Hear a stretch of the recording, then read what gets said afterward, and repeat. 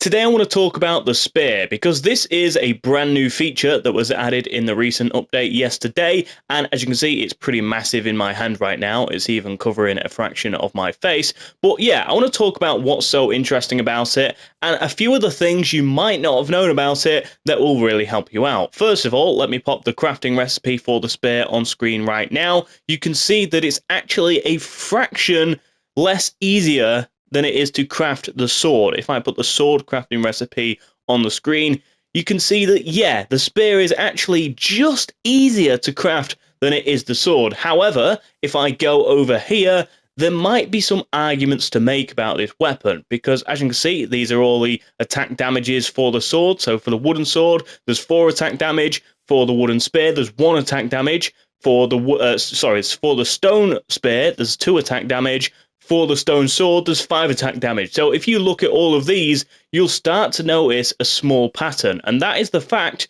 that the sword is actually 3% stronger than the spear right here. It's actually 3% weaker if you use it in the base way anyway. There are, of course, different exceptions to how you use this tool. You have the jab attack and the charge attack, which, by the way, I haven't fully mastered on how to do yet. But assumingly you do the charge attack and it's actually much more powerful than usual.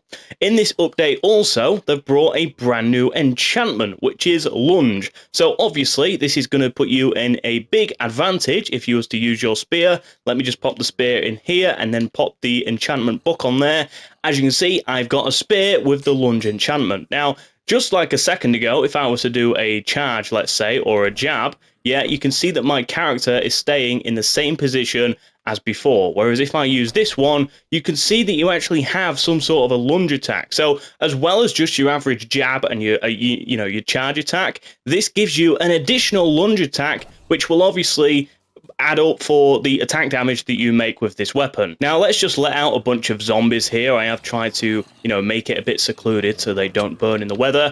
Yeah, you can see that I haven't fully mastered how to use it yet, actually, so I should probably, let them just go in the sun, so I have somewhat of a bit of an advantage. I'm pretty terrible with the spear, I will admit, and I have, like I say, I don't know actually. Oh, there we go, I just did it, I think. Or was that? No, that was the sun. Well, yeah, I haven't fully mastered how to do the charge attack yet, which is pretty annoying. But there you go. I mean, look at all of this XP right there. It's pretty easy. I do need a bit of food, actually.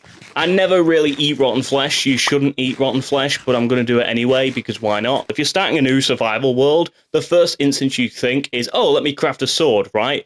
But would you really go for the spear this time? Like, let me know what you think. Would you go for the spear rather than the sword in your survival world? I'm quite curious. Obviously, the only disadvantage to this is that the spear is 3% weaker than the sword, but at the same time, the spear is a fraction easier to craft than the sword itself. So there are pros and cons to this. Obviously, it's very mixed opinions. I quite like the spear, I'll be honest. I like the design of the spear. Talking of design, by the way, about the spear, it doesn't really affect the usage of the spear itself, but there is something cool I do like about the spear. So if I hold a sword, you can see that the only movement that's happening right now is the movement of my character, not the actual arm of the character or the sword itself. But if I was to hold a spear, you can see that when I look round, my arm moves with the way I'm looking. If I do that with a sword again, your arm doesn't move, whereas with the spear, it does. I quite like this kind of movement. I don't know, there's something quite smooth about it. But there you go. That was a bit of a random video that I wanted to talk about. Again, what do you think to this 3% less damage? That is, of course, the base amount, so you can upgrade it in some way. You can also do collateral attacks with the spear. Again, it takes a lot of practice, and you will need to practice and practice to be able to learn how to do collateral damage. And there is also a new achievement as well, which I'll put on screen right now. Apparently, some people are reporting it's actually fairly difficult to get, which is surprising. So let me know if you've got the new achievement down below in the comments, and if you've had good use of the spear. You never know, you might not have been available when the update came out. So if you're still learning about this update, then I hope this video helped you in some way, particularly about the spear. If you did like it, make sure you give it a like, click subscribe, and also share it with your friends. I've also got another video on the screen right now that you guys can watch. I know you'll definitely enjoy it, so make sure you go over there, leave a comment on it saying you came from this video, and I'll be responding to every single one of you.